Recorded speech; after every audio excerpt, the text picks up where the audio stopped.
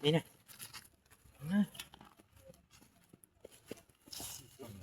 với bộ chị ấy dòng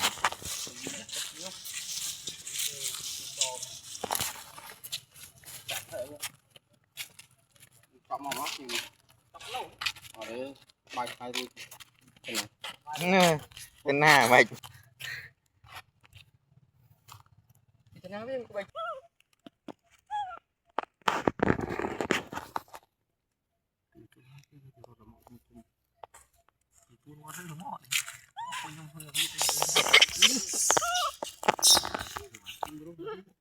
nè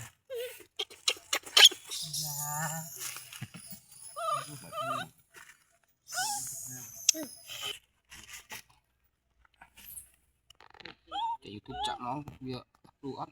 không ta và mà ngay để anh mau đâu rồi đâu đó đâu thằng làm để áp để chạm chạm mong sáng màu mang pin channel này